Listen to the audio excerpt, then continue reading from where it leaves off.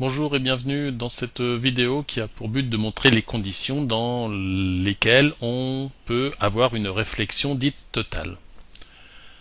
Alors le phénomène de réfraction correspond à un rayon lumineux issu par exemple d'une source laser. On a ici un rayon incident qui se propage de façon rectiligne dans l'air parce que l'air est homogène, et arrivé à la surface de séparation entre le milieu R et O, on a un rayon réfracté qui se rapproche de la normale. On a un angle ici, I2, qui est plus petit que l'angle I1.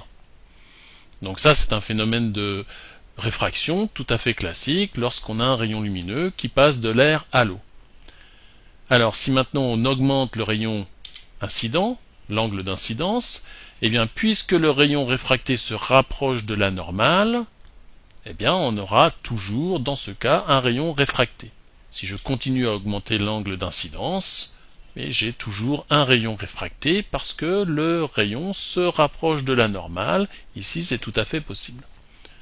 Donc, lorsque la lumière passe d'un milieu d'indice N1 à un milieu d'indice plus élevé, N2 supérieur à N1, alors elle est réfractée et le rayon réfracté se rapproche de la normale. Alors, il n'y a pas de réflexion totale. Sous-entendu, il doit bien exister une petite réflexion. Alors en fait, oui, c'est toujours le cas.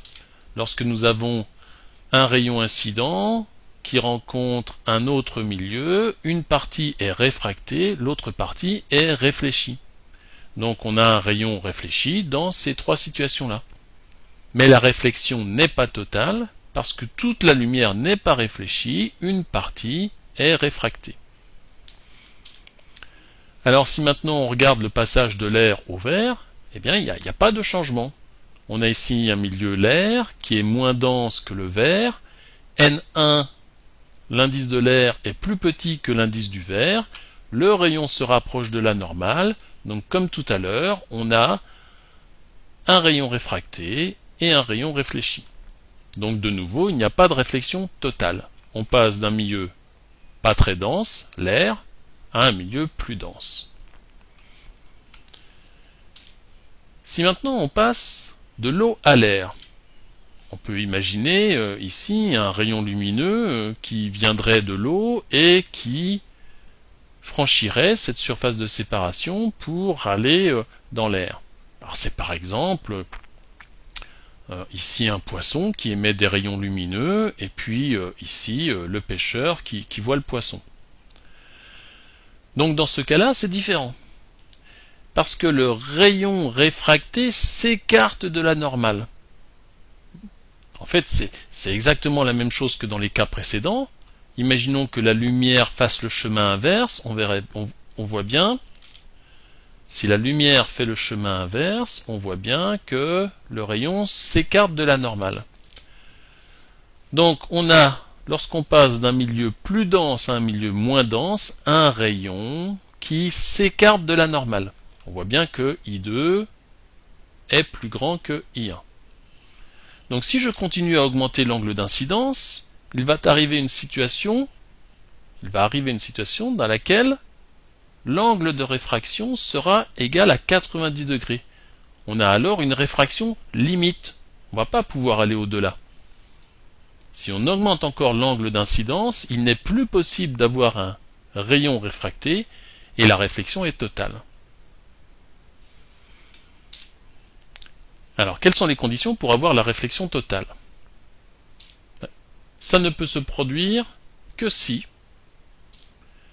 d'abord, on passe d'un milieu plus dense à un milieu moins dense. Exemple, je passe de l'eau à l'air. Ou je pourrais ici avoir du verre et de l'air, du diamant et de l'air. Ou un matériau comme par exemple du diamant avec de l'eau. Parce que le diamant, son indice de réfraction c'est 2,4 et l'eau c'est 1,33. Donc ça c'est la première condition. Il faut que le deuxième milieu ait un indice de réfraction plus faible que le premier milieu. Deuxième condition, il faut dépasser un certain angle d'incidence. Donc il faut dépasser cet angle limite pour lequel l'angle réfracté vaut 90 degrés. À cette condition, on aura une réflexion totale.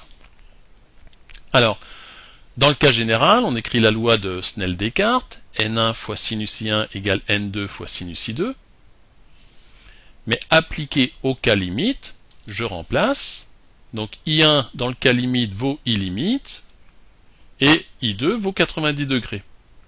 Sinus de 90 degrés, c'est 1. Donc n2 fois 1, ça fait n2.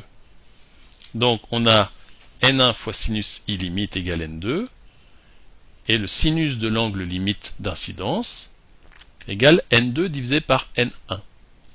Dans ce cas, on a une réflexion totale. Alors, exemple, si on prend le cas OR, l'indice de réfraction de l'eau c'est 1,33, l'air c'est 1.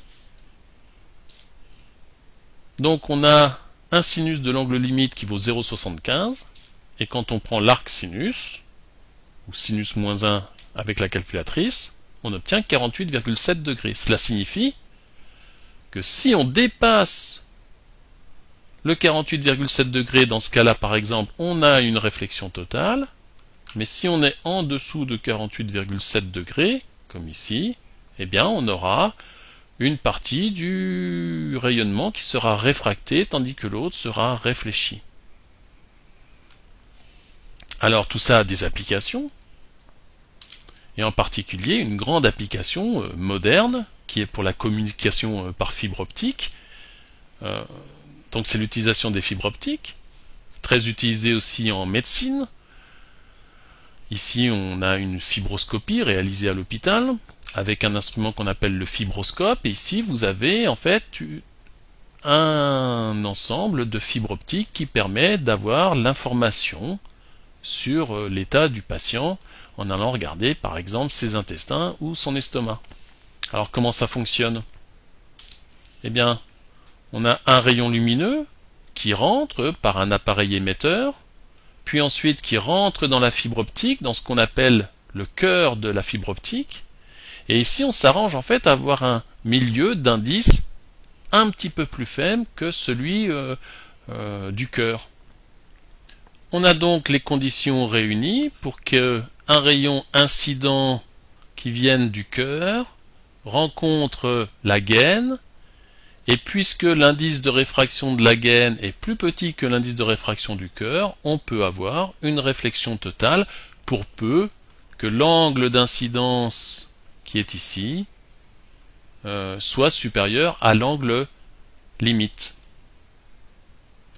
On peut ainsi véhiculer des informations sur de très grandes distances avec une très bonne qualité. En particulier, ce sont les fibres optiques qui permettent les télécommunications les plus rapides, parce que la vitesse de la lumière est de 300 000 km par seconde. Alors en fait non, pas dans le verre. Hein. Dans le verre, il faut diviser par l'indice de réfraction.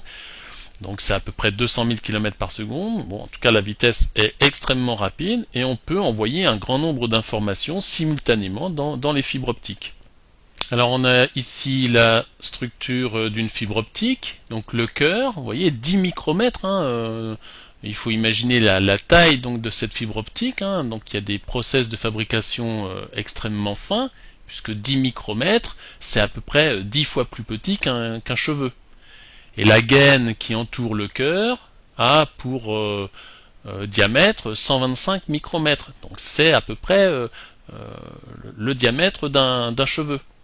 Et ensuite vous avez une gaine protectrice, souvent en matière synthétique, enfin en matière plastique, qui permet au rayonnement de voyager sur de très longues distances sans atténuation, ou du moins avec une atténuation relativement faible. Je vous remercie.